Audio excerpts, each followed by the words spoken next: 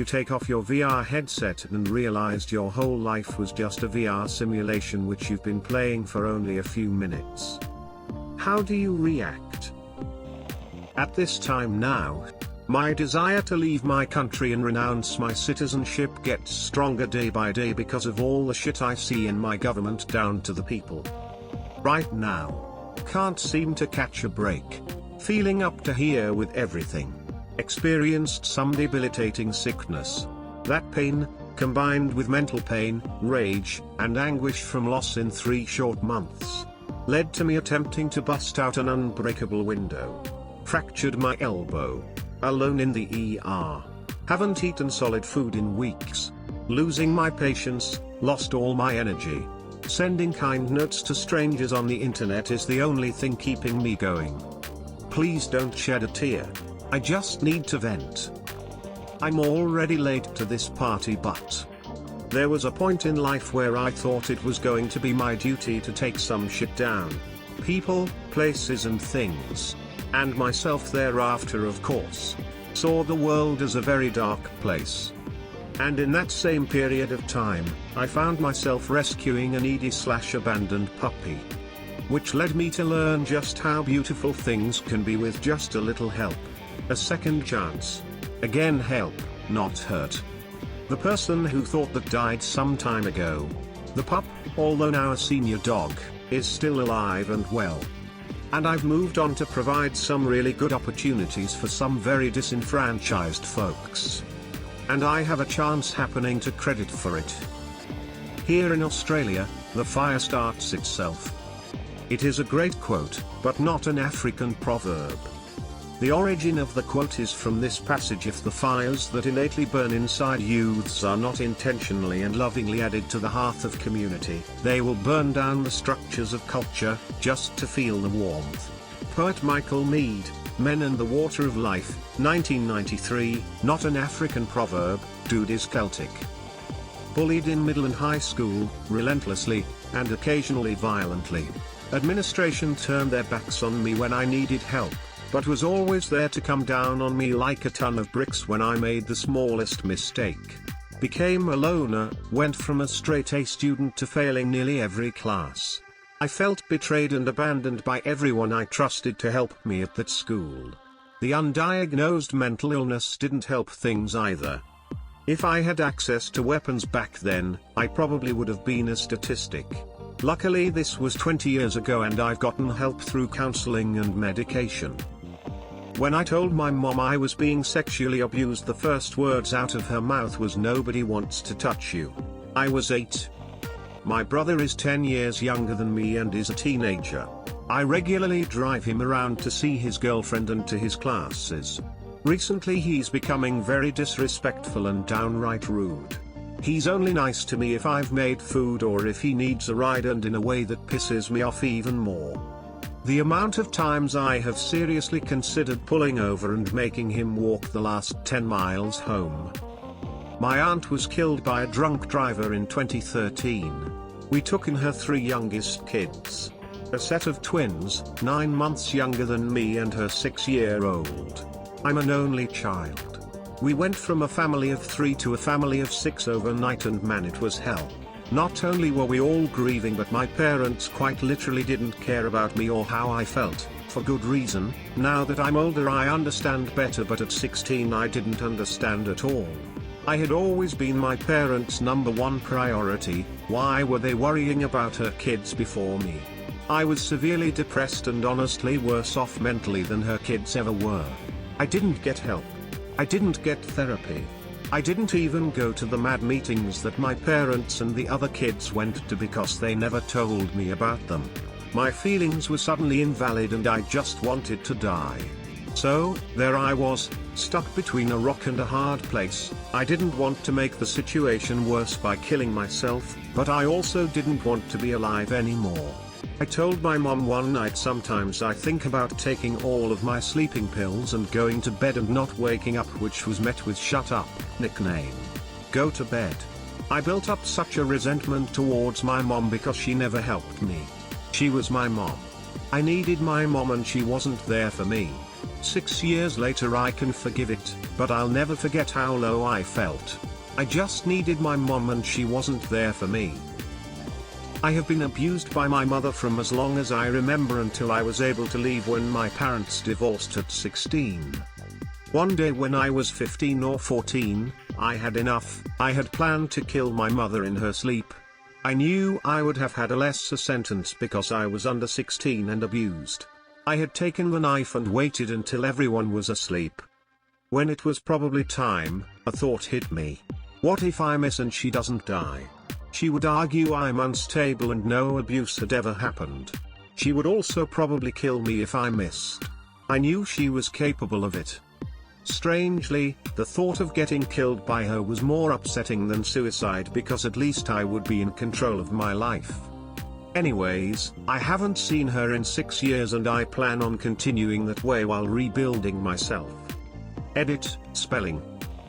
Whenever I go camping or to a bonfire party without a total fire ban. I had a severe dissociative episode with amnesia when I was 35. I remember things before the event, but everything else from the week it lasted is either missing or jumbled. I woke up in a mental hospital. My father, who has always been extremely distant, came and said he was going to be there to help take care of me. He said he researched PTSD and talked to some people who had it. He had never been there for me before, even though it was something I desperately wanted. When I was released, he stayed in town 2 days before saying that he missed his life at home and abruptly leaving. I had waited my entire life for my father to give a shit about me, and the best he could muster was 2 days of awkward small talk. I'm marrying my fiancée in February 2020, and I've decided that my children and I will take her last name. Her father is a kind, caring person. He has 3 daughters, and no sons to carry on his name, but because he's been a better father to me in the past 4 years than my father was in 4 decades, I feel like he deserves to have his name continue. That's a badass proverb if I do say so myself. Working in corporate. Almost my entire adult life. With spaces in between. I can absolutely attest to being around people who were love-starved and then subsequently self-sabotaging or otherwise destructive. In a softer sense, if I have felt rejected, I have felt peace in sort of burning bridges to find myself. Grew up with an incredibly privileged but emotionally abusive family. I never really fit in. They would frequently gaslight me with so much, but one that made me feel like I was going crazy was that they all hated each other but would act like I was the only one to fight with anyone else and band together in that. I've moved out now, but there were many nights when I felt like I was going crazy and that I could burn that house down and not look back. Glad I didn't though, always a better way out.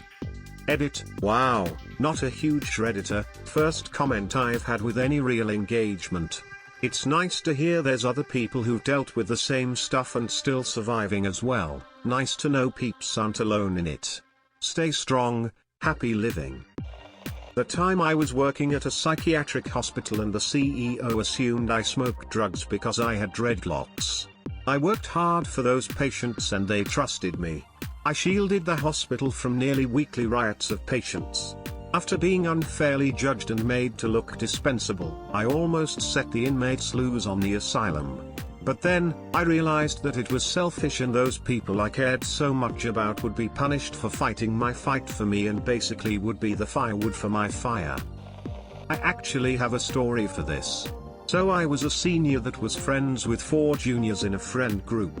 I wasn't exactly part of their group, but they seemed to enjoy my company. I was both the funny friend and the therapist friend. I helped them through their prom fiasco when they were at odds with each other. I made them food on occasion.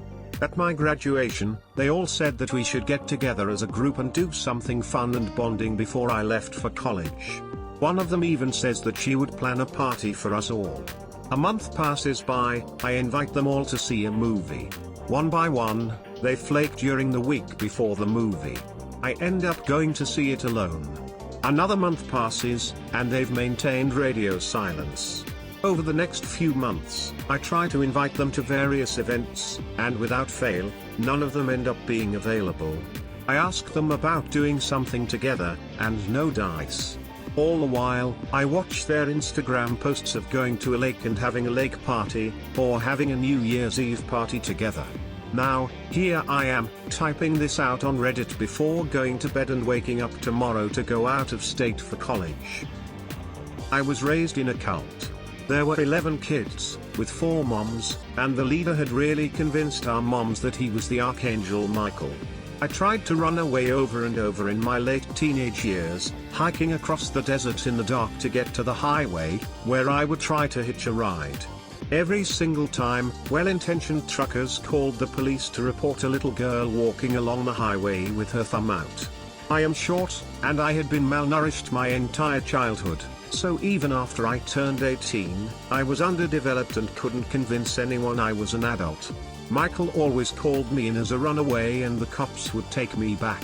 The last time, I was 20, and I felt so hopeless when I saw the police lights. I thought very seriously about trying to attack the officer with my knife, that I always brought in case I was picked up by a crazy person. I knew I was too small and weak to actually hurt the officer, but he would be obliged to arrest me and send me to jail. It was the only way out I could think of. Already am. Therapy is a magical thing where you learn to burn down anything that is bad for you. And then you take it to your family. My family seems to be somewhat accepting of me burning down the stupidity that is hurting us all, and leaving the nice things, too. In middle school, I had a teacher who taught my favorite class, geography. I had maps in my room, I could recite all the countries and some capitals, and tell you a little bit about a lot of them. I was a starry, bright-eyed student looking to learn more, and she was a bore. She was sexist, rude, dry, and took zero interest in teaching. She would dismiss my questions in class, give us stupid assignments, and test us on topics we didn't learn in class. To make a long story short, she was no longer working at the school at the end of the year thanks to me. Burn, Mrs. /